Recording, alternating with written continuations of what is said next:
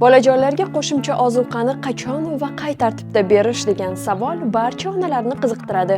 Chunki aynan shu vaqtda ovqatlanish bilan bog'liq bo'lgan odatlar shakllanadi. Ba'zi hollarda shifokor tavsiyasiga ko'ra 4 oydan boshlab mevali va sabzavotli pyurelar hamda qo'shimcha bo'tqalar berilishi mumkin. Qo'shimcha ozuqa berishni boshlashda eng muhim bosqichi albatta bolani qo'shimcha ozuqaga o'rgatib olish. Sababi bolaga qo'shimcha ozuqalar yoqmasligi mumkin.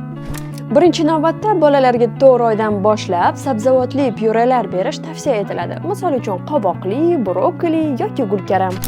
Ikkinchi navbatda esa sabzavotli pyurelarga moslashgandan keyingina mevali pyurelarni berish tavsiya etiladi. Chunki bola shirin ta'mga o'rgansa, keyinchalik sabzavotli pyurelarni yoqtirmasligi mumkin. Mevali hamda sabzavotli pyurelar bola oshqozonida yengil hazm bo'ladi, ichak faoliyatini buzmaydi va allergiya xavflarini tug'dirmaydi. Keyingi bosqichda esa glyutensiz guruch va grechkali bo'tqalar berish tavsiya etiladi.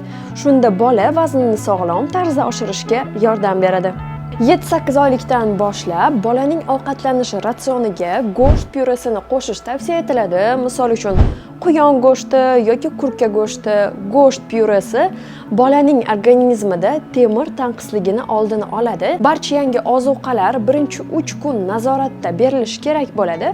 Shunda u bolaning organizmiga qanday reaksiya berayotganini kuzatish mumkin. Agar bolada toshma, ich ketishi yoki qorin dam bo'lishi sezilsa, qo'shimcha ozuqalarni berish darhol to'xtatish kerak bo'ladi. Shu bilan birga tuz, shakar, asal, har xil sharbatlar va sigir suti 1 yoshgacha qat'iyan tavsiya etilmaydi. Bolajoningiz uchun kerakli bo'lgan barcha mahsulotlar Pepitodan xarid qiling. Shu kabi foydali va tajribaga asoslangan videolarni o'tkazib yubormaslik uchun esa bizning sahifamizga obuna bo'ling.